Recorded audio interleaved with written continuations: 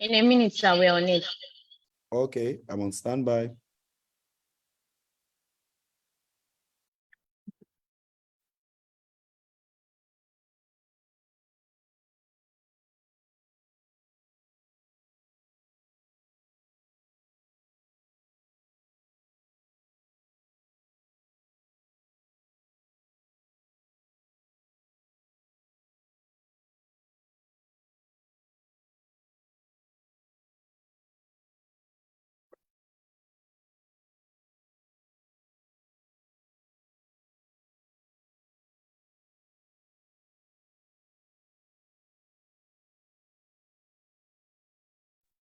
Yeah, good evening, everyone. And it's my pleasure to be hosting us again at this edition of Techbiz.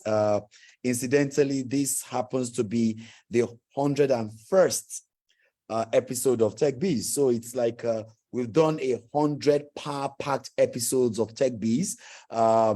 And this is a fresh beginning of over after a century, another 100 begins to start, and this is the first one. So this is the 101st episode of Techbiz, and I'm more than excited to have every one of you joining us across all our platforms, and it's exciting to have you people here. Thank you so much, and thank you for keeping faith with us, and thank you for being a part of it as we meet today on the 31st of August, 2023.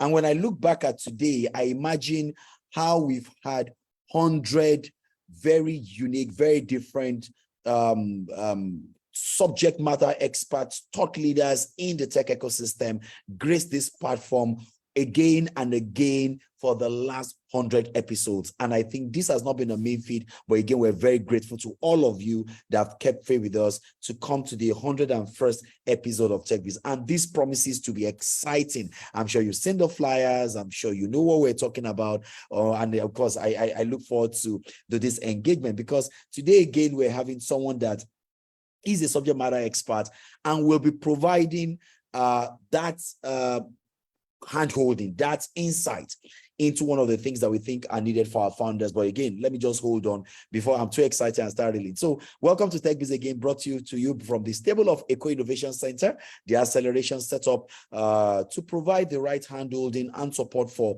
startup in the ecosystem to be able to scale the organizations and be able to commercialize. That's our mission. That's why Techbiz is set up. And that's why we try to keep this date with you every Thursday, last Thursday of the month, where we provide the support and we try to bring subject matter experts to the platform to share with you and insights into different areas and different verticals of the startup ecosystem and what you need to make your startup a success. And today, again, is one of them. Thank you very much for keeping a date. And for the previous 100 episodes, again, very easy for you to go back and check them. We've dealt with different matters from building your brand to using the business model canvas, if you want to come up with term sheets, investment readiness, all different 100 topics. All you have to do to access is just go to our website and Eco I Center /webinar, and you will find all this there. My colleagues have just dropped the chat in the link room. Just go in there, click, it takes you to the site, and you'll find 100 episodes, pre-recorded, edited episodes of Techbiz, and you can take your time to learn, to listen. And if you have any questions or clarifications, or there's an area you want to further explore, discuss, feel free to join us on any of our community platforms on Instagram or on WhatsApp. Just join it. It's a link. It will bring you to Techbiz Nation, and there we can always provide the on-the-go 24/7 handholding and support that you need along the journey of building your startup, because building a startup is no mean feat. And that's why Eco Innovation Center is there to provide the support for you, the hand-holding that you need along this journey. So thank you very much for keeping the date, and I'm excited to have you. And today we'll be talking about a topic that we find very interesting, okay? And I'd said that it is about navigating execution in the tech landscape. And if there's something everybody is concerned about, it's about the success of technology companies. How do we scale technology companies? I was working on some research where we're looking at the impact of technology companies. We're having so many startups. The question is, are we getting that same impact in terms of improving on the multidimensional poverty that we see around? Are startups achieving their mandate? Are they able to scale up? Are they able to be able to really solve the problem for which they have set up to. And basically, the key thing we see around that is the ability to execute. And this is important not only for the startups, but also for the investors and the ecosystem in itself. So in this area with rapidly changing technology advances, very fierce competition across all sectors, the ability for you to navigate that terrain and execute tech projects successfully, it's a deciding factor between companies that will survive and companies that will not survive. And this is today's topic, which is about navigating execution challenges in tech landscape, is a major response to that need. And so, okay, and what we intend to do in today's webinar is that we will uncover the tactics to address the technical hurdles, manage resources effectively, and embrace methodologies to ensure successful execution, because ultimately strategies are as good as the execution in themselves. Simultaneously, we'll discover all the insight that is needed for you to be able to get your investors and your team and your collaborators to rally around your mission of the objective you want to achieve. And we have an invited guest, which I will talk about, and I'm more than excited that is on the platform today. He has been a guest speaker with decades of experience in startup investment across health technology. He's been a Microsoft partner for years.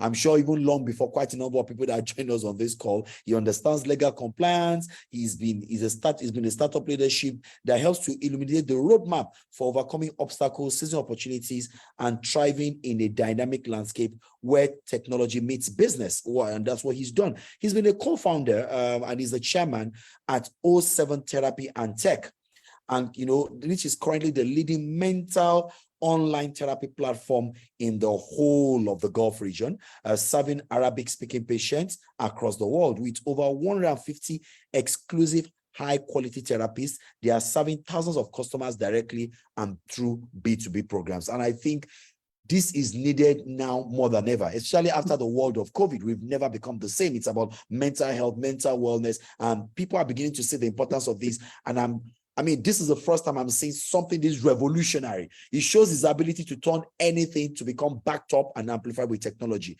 doing that around mental wellness. His first startup was a Microsoft business solution partner way back in 1998, and is now ranked as one of the leading Microsoft partners in the region. Emmett has led hundreds of clients in the journey of implementing complex digital transformation projects enabled by Microsoft Financials, Microsoft Distribution, and Microsoft Manufacturing Solutions. He is currently the chairman of Emmett, which is the first company that he founded. In parallel, our guest for today has spoken across different tech platforms from TEDx and also all 500 startup platforms. His passion is to mentor, and you will find that as he begins to share with us, his passion is basically to mentor young startups in several places outside of Egypt. And he also works as an executive coach, having received a training in the US focused on startup founders and family business leaders. He is a strong believer in the impact coaching can have on the success of the founders and their startups. Ladies and gentlemen, without taking so much of our time, to take us through this journey for the next 30 minutes, and then, of course, drop your questions along the line in the chat room and across all the different platforms. Join me to welcome Nader Iskander as he takes us through the topic for today: navigating and executing challenges in the tech landscape. Thank you very much, Nader, and you have the floor. Thank you, Victor. That's an amazing introduction. It's a privilege and a pleasure to be a part of your team's efforts. Thank you. I didn't know this was number 101. That's amazing to do all these events that we can all engage in and learn from together. So it's a privilege to be here. Thank you. I'll share my screen now. It's not a long presentation, but it will help us together navigate the key concepts that I would like to discuss. Briefly, I will just share for a few seconds my background, which you already partly did, but just to give the audience a bit more color to where I'm coming from. I am a technician, originally a computer science graduate in Cairo, And as you mentioned, worked on the Microsoft area after my MBA with this company that I founded. But the more exciting one was in 2004 when I decided to enter the mobile development world. And I remember we did our first mobile wallet on a SIM card in 2007. And we won a global competition in Barcelona, 3GSM, amongst 300 competitors. And people thought we were crazy. And M-Pesa was the only one worldwide that was doing something even simpler than that. And we started going around the countries and no one was interested to do anything with us because at that time there was only SMS banking. And then Fawry, which is a payment aggregator, was founded in 2009. And we started working as a supplier, providing payment solutions on the POSs. Instead of having a POS, doing it on a normal handheld, normal phone, $50, $40 Nokia phone. And gradually, we ended up serving around 22 banks in parallel. And so Fawry acquired our technology for shares. And then a few years later, they acquired my team, actually, the full team. And then they IPO'd and so on. So that helped us become more knowledgeable on, doing mobile platforms for different verticals. So several companies approached us to do for them the whole platform. And one of them, a B2B pharmaceutical marketplace called Grinta, at the bottom of the slide, we did for them the MVP, and they acquired my second team as well. In parallel, I noticed how stressed I am from startups. So thought about mental health being online. It was actually before COVID even started. And I was lucky to have two co-founders, Ashraf and Ashraf, together. We built this company and raised several rounds. And my company built the tech platform for that startup as well. And then lastly, also not tech, but physical clinics called Dawi Medical. We started that as an idea, calling it the Starbucks of medical clinics. Worked there for around 2 years with also two lucky co-founders for me, Magda and May. And now we raised several rounds as well, and we have 20 clinics across Egypt. Last month was a 200 million pound raise from one of the banks here in Egypt. So that's a background to give the audience just some sense of where I'm coming from. And I will focus really on execution, because I think that from I've done, by the way, 15 angel investments in across the world, actually, in the US, in Kenya, in Egypt. And I've learned a lot from these investments. And of course, I mentor and so on in different incubators and accelerators. And I've kind of tried to summarize my learning in the past 20, 25 years in these 3 points. Basically, my suggestion is that execution is a factor of 3 things: managing people, managing data, and managing cash. And if I talk about people, I think, we always talk about talent being the most important factor in the success of any company, not just a startup. And I tend to believe that's very true. And also, in parallel, we're noticing that because of the devaluation, for example, in Egypt, and the devaluation in Nigeria as well, we're finding difficulty attracting talent, because many of our talented people are being subcontracted, perhaps as freelancers, or working in companies that are outsourcing, from Europe or the US and so forth, to companies in Africa. So it becomes more challenging to find the right people to hire, and also how to keep them. Do you hire fresh graduates and teach them and invest months, maybe even a year, of training on the language and methodology and so forth? Or do you hire, seniors and give them multiple tasks, low-end tasks, medium tasks, high-end tasks, until you find the right talent? And then the question becomes, how do you keep them? The young generation, They want to learn, they want to be successful, they want to make money quickly. And then how do you manage this expectation, especially if you're doing one product with one technology that's going to be, you know, for many years? How do you manage their expectations? And then, you know, when you think about the other roles that exist in a startup, whether it's marketing or HR or sales and so forth, it's really important for the leadership to understand what specific role this person is being hired for. Because when there's a mismatch between the roles and the ability or capacity of the individual, it really becomes very difficult to move faster and to move as a group or as a team. So defining the roles, deciding on a very clear strategy on how to create a funnel for hiring talent, because the turnover is quite high, as we know in this industry, while creating stock options, training programs, motivational programs, taking care of the mental health of the employees. A lot of internal branding needs to be done in order to help the employees stay as long as possible. Team dynamics, I'm sure the audience here is aware of how important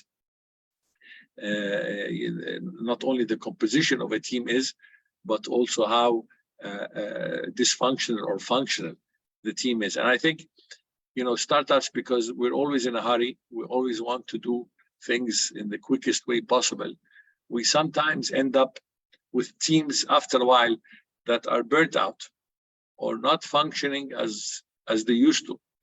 And this is where the leadership has to be aware and measure how effective is the team becoming. Are they becoming too comfortable, not willing to get out of their comfort zone? Are they suffering from like group thinking and thinking the same way? Or are they continuously in conflict without being productive in conflict? And so I think there always has to be an investment from the leadership to not only measure team dynamics, but also to continuously try to find ways to enhance it, to receive training on how to function as a team member, as well as how to function as leaders of teams, because usually there are many, many teams, and not all of us are skilled at team management. I could be a skilled developer, I could be a skilled salesperson, but that does not mean I can be a sales leader or a senior developer. Lastly, in people, one of the points that I feel needs to be highlighted more is emotional intelligence. I think we all hear about, you know, working hard and being committed and going the extra mile and, you know, all these traits that leaders should have. But emotional intelligence, managing my emotions and the emotions of others and being able to read what's going on in the room as I walk through the corridor, as I negotiate salaries, as I negotiate strategy, as I negotiate budgets. It's really very important to grow in this skill. I mean, I have been on boards where I've seen CEOs basically that are excellent in this, who are doing a great job. And I've seen CEOs who are not good in this particular area. And as a result, there's a huge problem in execution.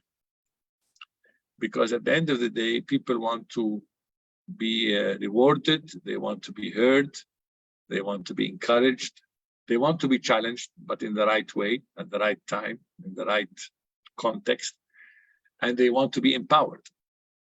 And for leadership to be able to navigate all these different needs, I must be able to read the reactions, the verbal, the non-verbal, that is said and not said, so that I can take all these things in their true worth and be able to manage my reactions, as well as gradually help others manage their reactions. So this is, of course, we can add many points about people, but I thought I would start with these 4 points because from my experience, if you have the wrong people, or they're in the wrong place, or they're not motivated, or you as a leader are not investing in your emotional intelligence, then even if you have a total addressable market that's huge, or you have a great digital marketing strategy, you might grow quickly, but the growth will probably not last. So I highly encourage myself and others to keep investing in revising these policies, revising the strategies within people. This is not an HR job alone. This is the whole team's job. It's not just a separate function, in my opinion. Moving on to data.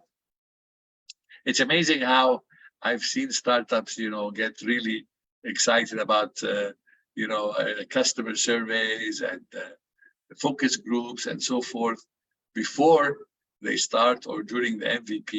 And then these non-financial pieces of data are not measured again as frequently, or are not considered as important, or are not looked at intently and carefully. So I always ask a CEO when I meet him for the first time or meet her for the first time of a startup, show me your dashboard. If he doesn't show me a dashboard, or she doesn't show me a dashboard in the first 30 seconds that she or he can explain well, and that is almost real time, and has the key KPIs that we can drill down on, then I really wonder how effective is the leadership in navigating the ship. Because as we all know, whether it's B2B or B2C, there's so much competition in either vertical, and there's so many sources for decisions that customers make, and there's the whole gap between the expectations of a customer and what actually happens. And so data, all data, in my opinion, must be measured, financial and non-financial. Many of us focus on the financials only, but the non-financial, especially the customers that left, the customers that are still coming back, the customers that are sort of on and off, we really need to measure the reactions, the frustrations, the usage, and so forth in a very, I know it sounds basic, but a lot of startups do that at the beginning, and then they focus on the financial only.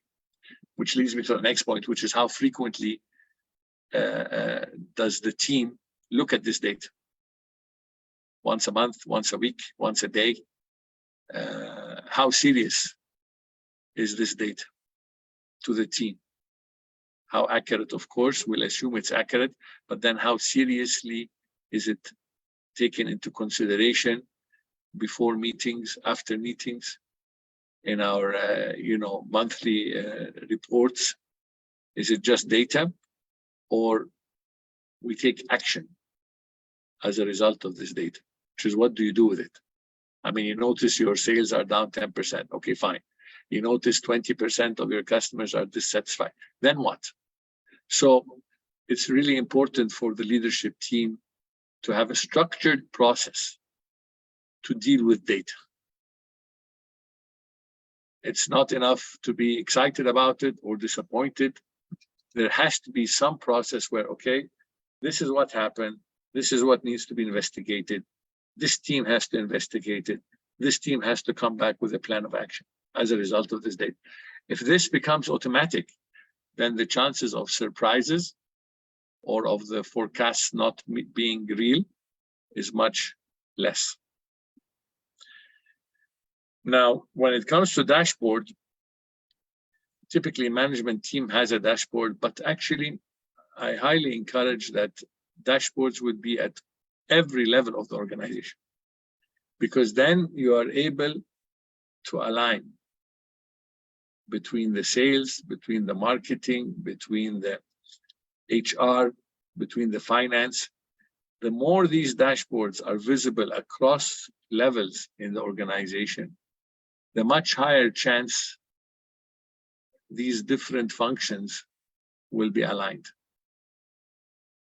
In fact, in one of the startups that I co-founded, I told the team that we have to have a big screen in the main hall, not in a meeting room that's closed, in the main hall where every employee passing by will see colors, being highlighted when there is a negative score, a positive score, over budget, under budget.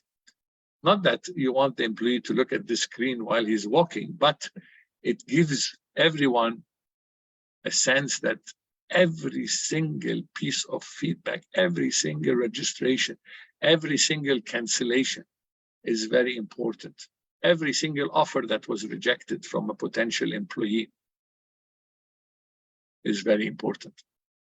So it's not a lot of effort, in my opinion. It's quite simple to do. Maybe what's difficult is agreeing on the contents of the dashboard. But once that's agreed upon, I think it's very easy to distribute this dashboard segregated by levels of authority and so on across the company's staff. Lastly, cash flow, I left it to the end because I know this is a sensitive topic in these difficult times for really startups all over the world. We know what's going on. We know that the VC world has been, let's say, has gone into a shock the past 2 years, and the communication has changed. Now VCs are insisting on profitability in a very short time. 2 years ago, it was growth at all costs type of mentality.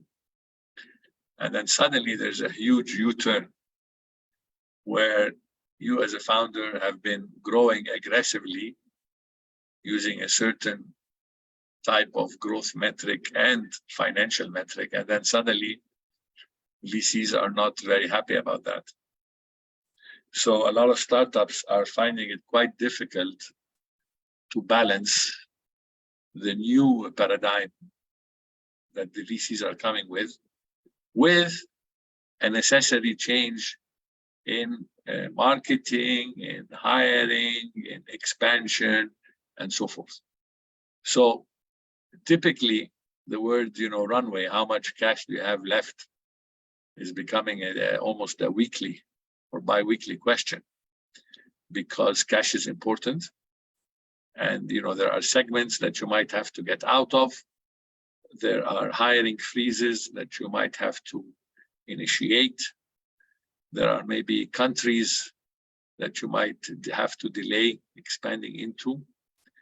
There are maybe marketing programs that you have to choose from, cannot do all of them. And even if you choose one of them only, you might have to reduce the budget by 20, 30, 40%, while also increasing in revenue. So the challenge is, whenever we sit with founders, is they always come up with how can this be done?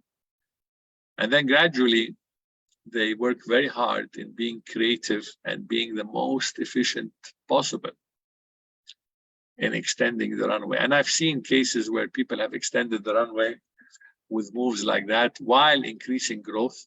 Maybe marketing is the least one that is cut, but sometimes certain aspects of marketing are cut, the least efficient. And some have extended the runway by 6 months, 8 months, even some 9 months. For some of the Nigerian companies, perhaps those that have already received funding in USD, maybe by default now they have a few more months because of the devaluation. So the second point is the unit economics discussion. And I think this is where, companies that, for example, are in the B2C space, especially marketplaces, are facing challenges because, Uber just turned profitable like last month or 2 months ago after so many years of working at a loss. And so investors are very weary about, the approach of we will not be profitable for 6, 7 years. because we are subsidizing customer acquisition or supplier availability. And so that's why many marketplaces are trying to switch to sort of a B2B2C model to improve unit economics. And so this is a discussion that is healthy, and I think must be very intensely revised frequently, because this is a question that VCs are not willing to sacrifice anymore and sort of accept the model of growth at all costs. Last but not least, it doesn't look like a financial metric, negotiation skills, but in reality, a lot of the deals with suppliers, with buy now, pay later facilitators, with payment aggregators, with staff internally, with banks for debt, have to be negotiated or renegotiated. We cannot operate as we were before the devaluation. And this was our experience in Egypt. As you know, we went from $1 equals to around 15, 16 pounds to 30 pounds in less than a year. So doubled. So a lot of what I'm sharing is out of real life experience, where the management team has to really do serious negotiations across the value chain, external and internal, in order to maximize the runway, maximize the unit economics, and maximize the variety of services that can enhance a customer's decision or improve or increase the probability that a customer uses your service and continues to use it. Now, of course, negotiation cross-border is another story altogether. So if one of the founders here are negotiating to expand in Kenya or South Africa or Egypt and so forth, of course, it adds a different level of complexity. However, our experience here in Egypt is that many of the investors are looking for stability, and to look for stability, they are asking how much % of your revenue is from outside of Egypt, or in this case, outside of Nigeria, in order to sort of hedge against future currency risks or future currency devaluations. So in a sense, it's almost like to attract a VC's interest, it's really quite important to have a source of USD revenue. Of course, some companies will say, no, our market is only Nigeria and Nigeria is big enough. That's true. And maybe some VCs are focused only on Nigerian market. This is also good, but my sense from at least in our part, North Africa and so on, the VCs are more inclined to hedge the risk by encouraging startups to have customers outside of the local country that we operate in. I told Victor, or I asked his permission to narrow down the talk to maximum 25 minutes or so that I would love to hear your comments and questions so that we can, engage, and maybe all of us can help each other benefit as much as possible. Much, and I'm sure that was speaking from the world of experience. I mean, I was just scribbling, and I had my pen, and I was scribbling because, again, two things you bring to the table is the fact that compared to most of our audience, I mean, Techbiz, we get people from all over the world, but about 60 to 70% of our people are from here. And what we've noticed in here, okay, I think somebody's writing. Yeah, I don't know what that is. I think it's being hacked. Okay. It's not me. Okay. Do you want to eject the person, please? Do you want to eject the person? Bola Tito, are you guys there?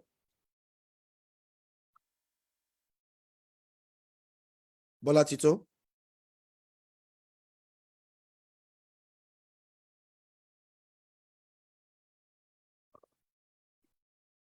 Yes, I can hear you. We are doing that, sir. Okay, please just remove, or do we end and rejoin or something? Do we end the chat and then people, I think people can just rejoin. Let's end this Okay. and then we Okay. Okay, are you guys fine? Yep. Yeah. Good now. Okay, that's the challenges with technology. Okay. So let every other person, I don't know how, let's not have people coming on the Zoom. Let's have people coming on the on Facebook and WhatsApp and Instagram, then we can get things running. Okay. Are we good, guys? Yep. Yes, sir, we are good. Yeah, so let's don't add people on the Zoom anymore. Let them just go to Facebook, Instagram, and let's stream from there. Again, this is the new world of technology where somebody, okay, I think we're not good. The same person, probably. I think it's the same person, Emerson Stevenson. Do you want to get this person out? Do you want to remove the person completely? Okay. So are you not able to remove?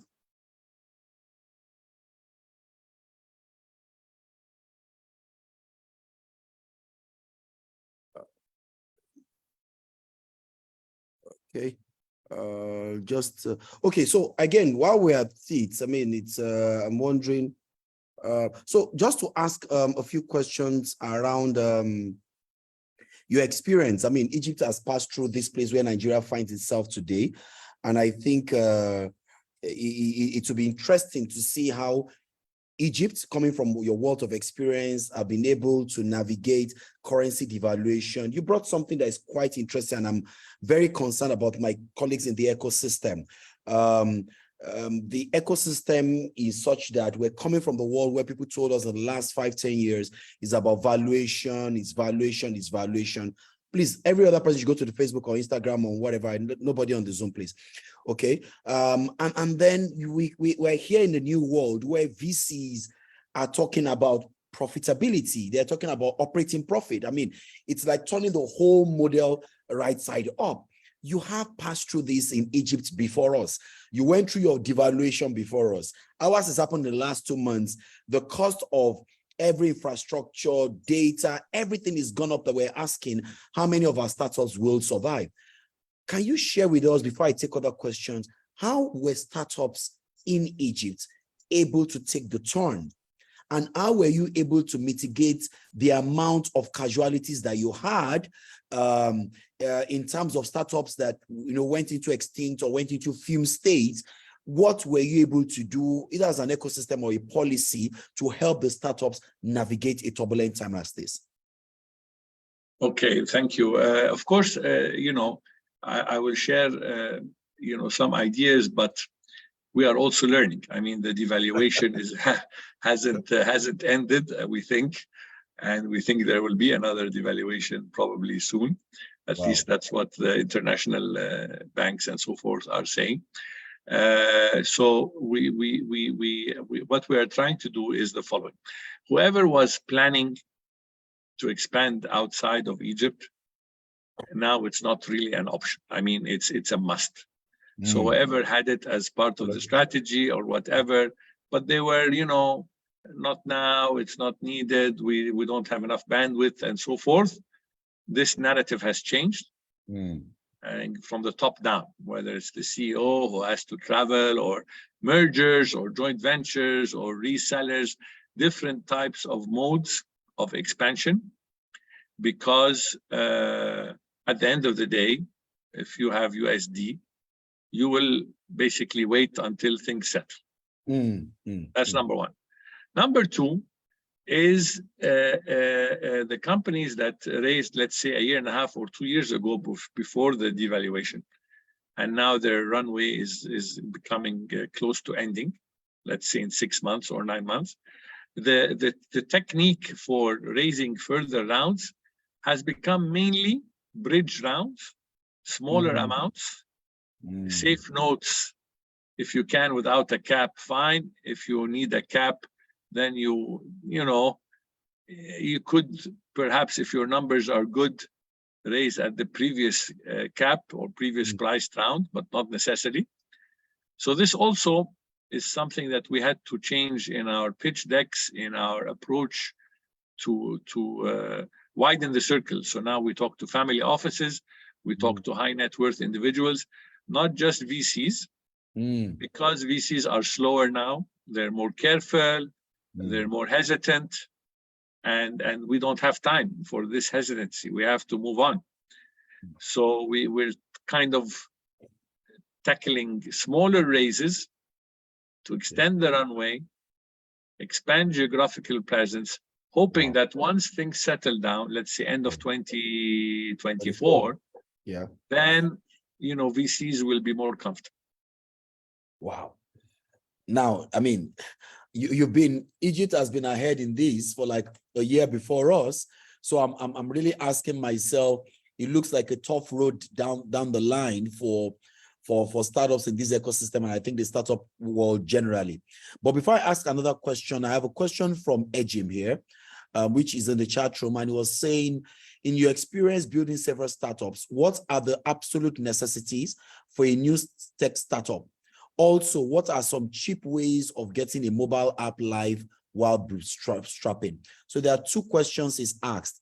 The first questions are, from the experience, what are the necessities, absolute necessities for a new tech startup? I think he's just starting. I think it's maybe at that very young infancy stage. What are the necessities? I mean, he will have been explicit in terms of, because if you have listened, are you talking in terms of people or resource? But I'll let the facilitator talk about that. He's asking what are the necessities, and he's also asking about what are the cheaper ways of getting a mobile app live. So here now, people are beginning to consider a lot of things, from talents to hosting to all that. So everybody's looking for, in the Indian world, you call it jugaad. You're looking for ways of jugaad or improvisation or bricolage. People are now looking for more of those ways to be able to navigate the storm. But again, this comes to you. What do you think from experience? Okay, I think maybe the first one, aside from the points that I mentioned, I think if, a lot of investors are looking for 2 or 3 co-founders. The risk of having one founder is high. Secondly, they're looking for a CTO as a co-founder. Now, the word CTO, of course, is elastic in what it means.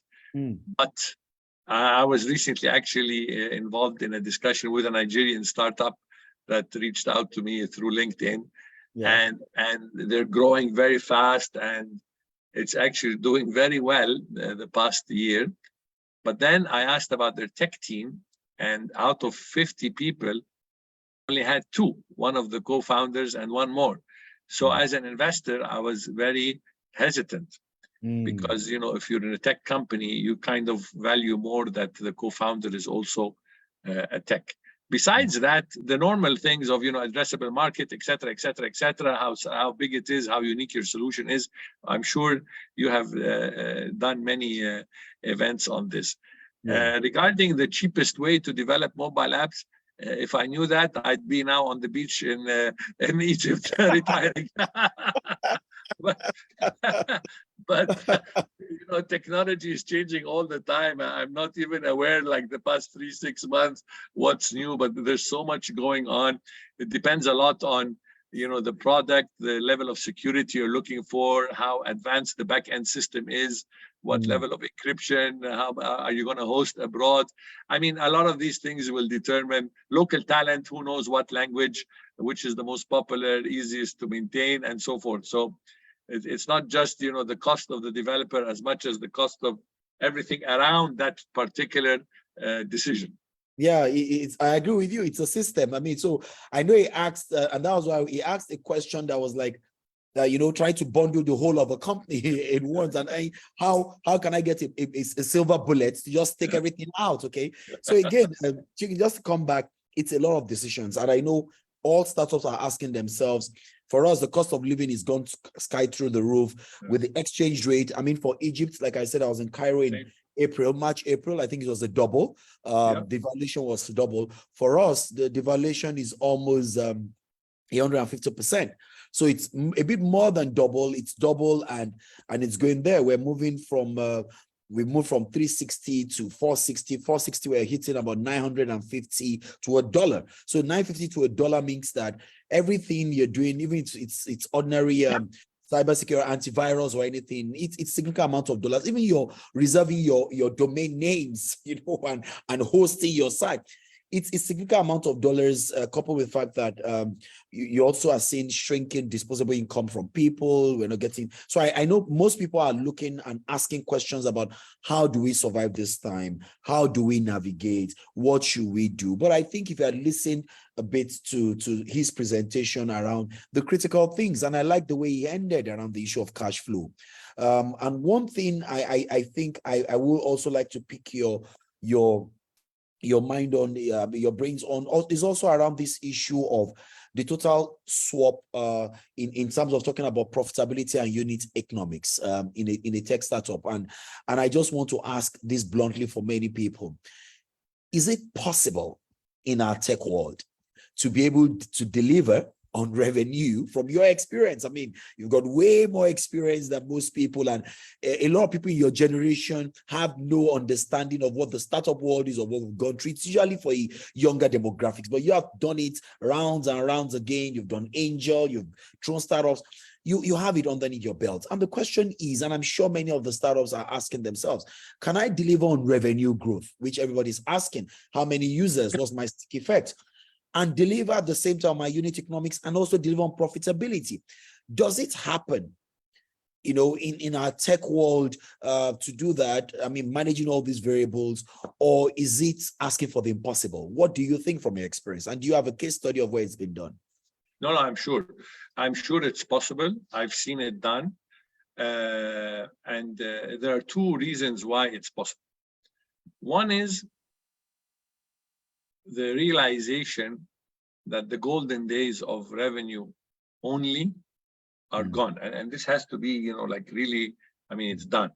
So business plans, marketing expenses, hiring at crazy salaries and crazy rates of growth, all this has to stop. It has to basically be reset. Yeah, already said, yeah. Okay, so yes, the VCs are asking for 40% month-on-month growth. No, actually, I can deliver only 10% month-on-month with this particular budget. But with this particular budget, I'm able to be profitable in 3 years instead of 6, using astronomical growth on month-on-month, astronomical hiring, astronomical marketing costs.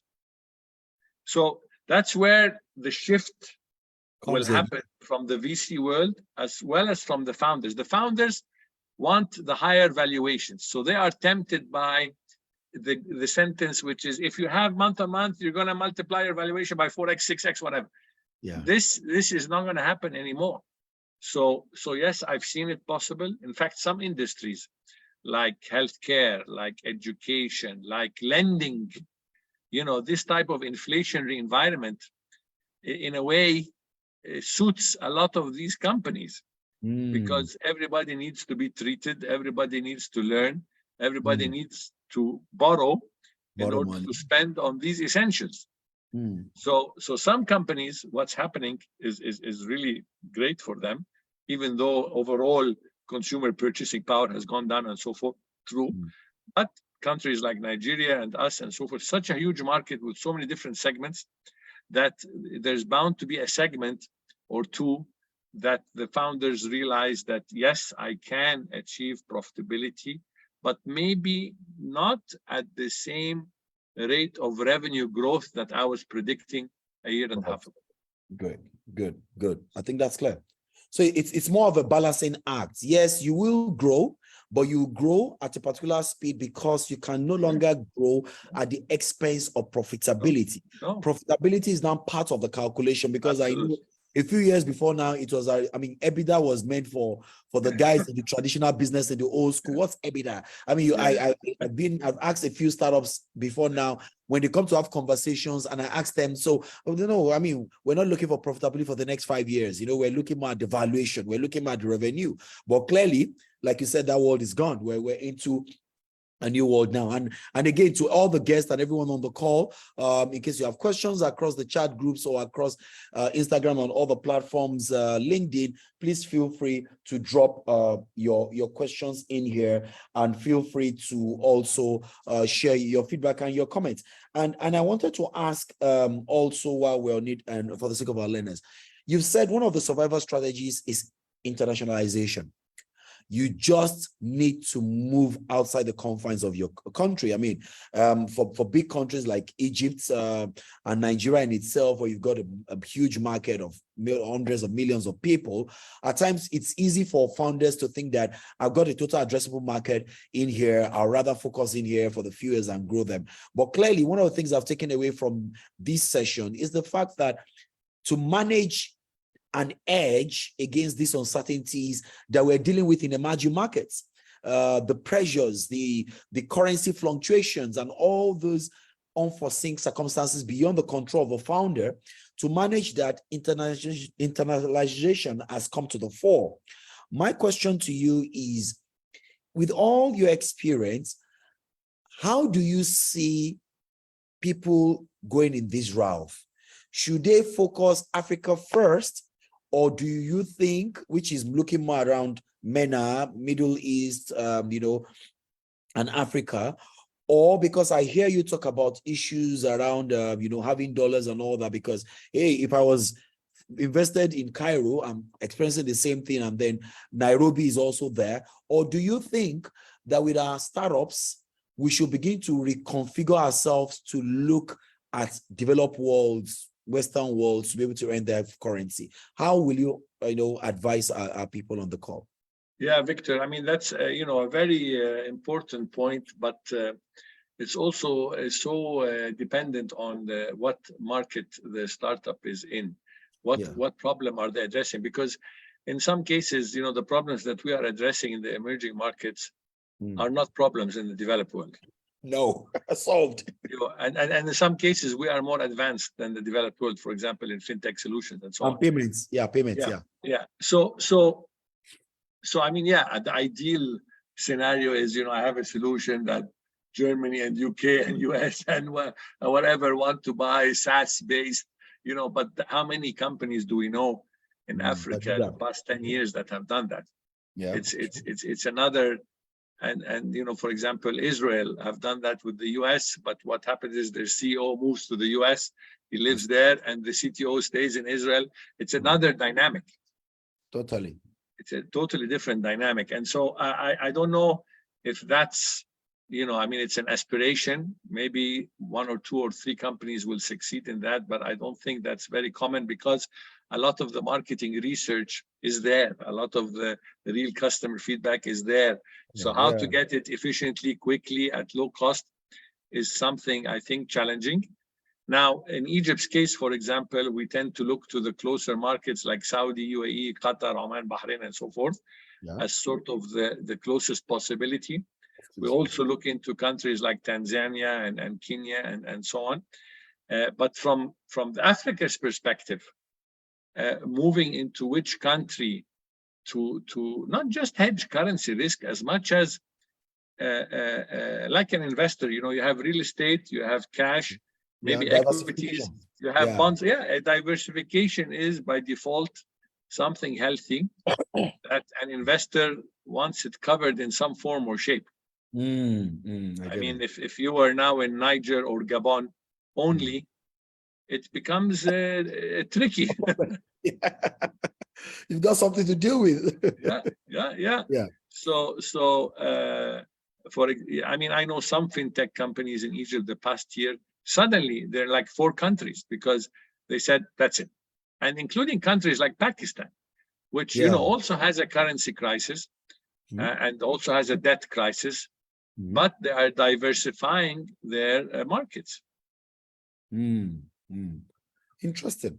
Again, I think it's for all of us to be able to learn, because at times one of the things I see as trend is everybody trying to show up, open up office in London or open office in Dubai, and the question is again, how do you compete? How do you with the amount you have raised, do you have enough arsenal to be able to play in those markets and compete in those markets, or is it just having it for the optics? Okay, those are important conversations to have. And not to interrupt you, but this optics game is also over.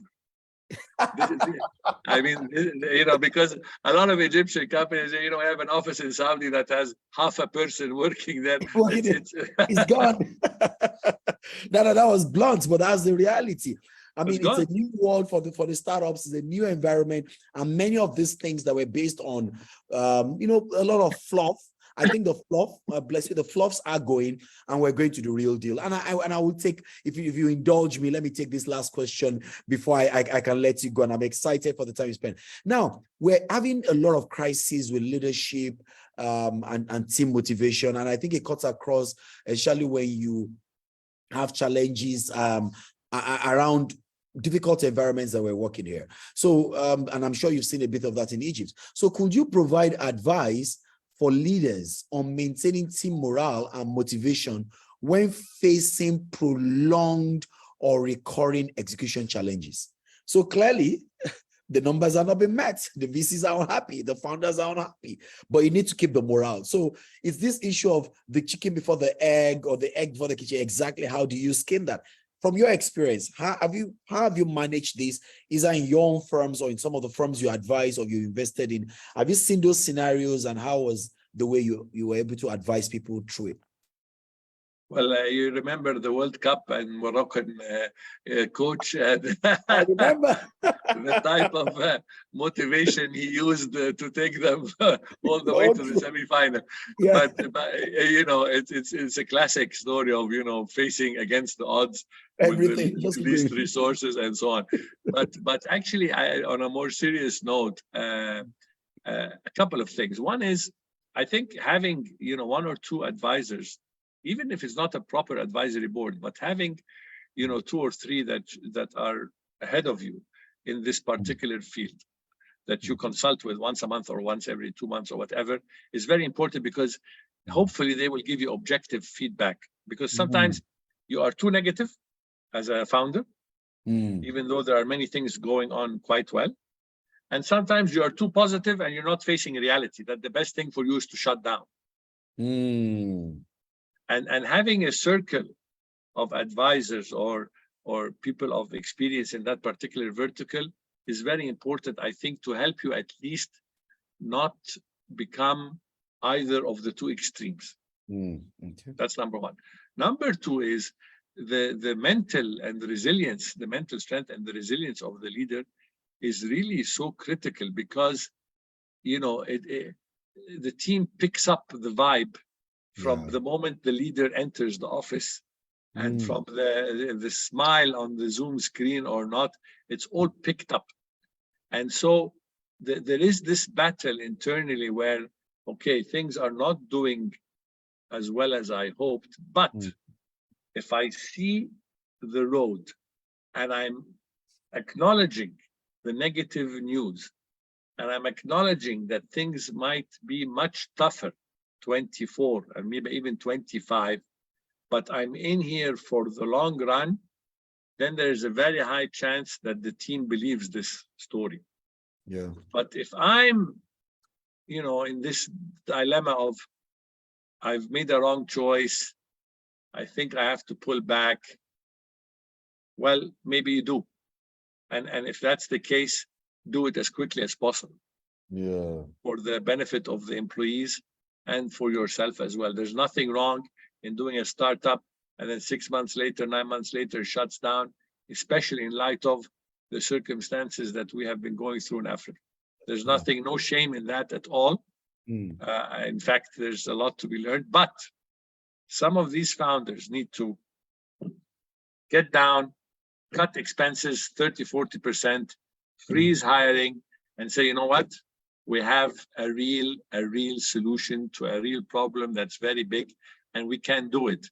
And we will wait, and we will hang in there, and we will convince angels left, right, and center to chip in bridge rounds until we pass this hill.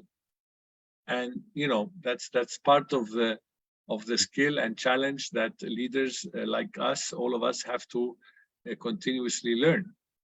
Thank you, Nader. I mean, again, that's a rather humbling and sobering feedback, but again, it's what it is. That's the reality. There are times that the headwinds are so strong, and it impacts some industries much more than the other, in which people just need to cut the chase and say, at this point, we think we can't sustain this, especially in the light of the current reality. And again, Africa is going through this. But you said something that I want to take as, I mean, on a closing note, is the fact that there's something to learn. Even when that happens, there's something to learn. It's not a shame. It's learning for everyone.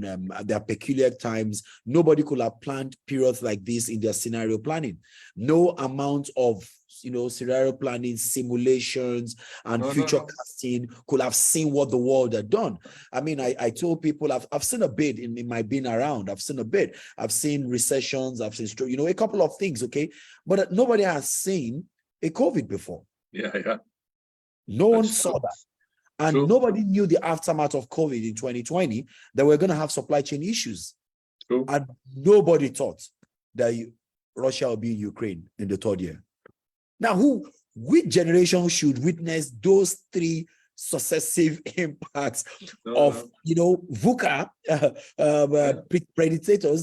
precipitators, and survive? So I think for anybody who is doing business in a very unstable world since 2020, that's 2021 did not bring any hope. It was supply chain. 2022, things began to unravel, and then beginning of 2022 was war breakout and the fear of World War. And we still have not come back from the aftermath of COVID, of supply chain linkages, disruptions in China and everywhere. And of course, the war that bombs are still dropping up until now. But I want to share on a positive note. Yeah. The customer that I was serving, Fowry, which started in 2009, Fowry went, and with them we went through 4 revolutions. Multiple devaluations. Yeah. And yet when it IPO'd, at a point its market value went up to $2 billion and it was profitable. So wow. Emerging markets are crazy. Very. But when you are hit the right strategy, the right problem, and you are really long term, you never know. You never know. So on that note, we want to say thank you to Nader. You have been such an inspiration. Okay. I mean, I know it's no mean feat to get you on this platform this evening, but you've been an inspiration. Your wealth of experience, the value you bring to the table, you're bearing it all. I mean, keeping it simple, telling us what it is. It's, I mean, getting us to understand that, hey, you've seen a bit of it, you've seen it all, and that we also can get to create some level of hope and inspiration to all the people on the call. And they're young people across all the platforms, bootstrapping, trying to start something, trying to change their world, trying to contribute to solving the problems in our country and in Africa as a whole. And coming from you, I'm sure they say another beacon of light. And I like the way you ended it. There are companies that have seen revolutions, they've seen recessions, they've seen it all. Okay. And again, they've been able to stick in there for the long haul. They've not tried to large extent dance to the gallery, or they've delayed gratification, and then they've ended by being able to IPO, which is what everybody looks forward to. And then Nader, we are blown away by your simplicity, despite all the huge accomplishments and the things you have under the achievements under your belts. Thank you. Thank you so much. It's a pleasure. Thank you. Yeah, and to everybody on this platform, again, we started the 101 and we start the fresh counting Techbiz webinar on a high, bringing in someone like Nader that has done so much across so many places, and we're starting on the high, and it's been here. And thank you everyone for being a part of this. I want to apologize for the unusual disruption that we experienced across it. Again, with technology comes vulnerabilities. It's a new world we're living in. I mean, growing up, we never had Zoom, so we never had this problem. We had a classroom and Blackboard, and my teachers ensure that only the right people are in the classroom. But right now, I never know who is the student. Everybody comes the world of technology. So again, I apologize to everybody on the platform, and I want to say thank you for keeping the date. I look forward to hosting you guys again on the last Thursday on the month of September, where we'll bring somebody else who is a subject matter expert and somebody who has done a lot that will come to help provide the mentorship, the handholding, the coaching, and inspire us to be able to walk this very tough and difficult journey, especially in a time like this. It's come to you from the stable of Eco Innovation Center, 50 Awolowo Road. And then Eco Innovation Center has the mission to continue to provide that hand-holding and that support that will allow our startups to be able to scale and have greater impact. And that's what this is all about. And that's what Techbiz aims to achieve as one of the products in there. However, I look forward to you joining us on any of our communities, either on Instagram, on Telegram or on WhatsApp. The link is in the chat room. You can join. All of us are on the WhatsApp group. We've got about 22,000 strong members in there. We can provide the support, we can assist you, we can share information just to provide that ecosystem support you need along this journey. So feel free to use the link to join us in there, and I look forward to hosting you. Again, we have a major event coming up in December, and I look forward to hosting you. We have people speaking from all over the world. Last year, we had people from Egypt, from Morocco, from Kenya, from Accra, I think from Senegal, also part of AOT, and that's our flagship event, which is the largest gathering of policymakers and tech ecosystem players in Nigeria, and that's Art of Technology 5.0. There's the fifth edition. Go to the website. You will find the registration button, link in there, and register for AOT Lagos. And it promises to be another explosive one as we talk about the creative industry and a connected Lagos. Okay, we think that there's huge opportunities that lies for Africa as we look at other verticals where we can be able to create big industries and build ecosystems that can help to solve peculiar problems in Africa. And I look forward to you joining and me hosting you on the 6th and 7th of December on AOT 5.0. We should have a keynote speaker of the president of AFDB, African Finance Bank. Aguma Adesina should be our keynote speaker, and it promises to be an explosive session. So please make sure that you reserve your seat and that you have a space. And then coming from me and from my super team working with me in the Eco Innovation Center led by Bola Tito, I want to say thank you for keeping a date with us and trusting us, and I look forward to hosting you next time. Thank you very much, Nader, and all the best, everyone. Thank you very much. Have a great weekend, everyone, and thank you very much. Bye. Thank you. Bye.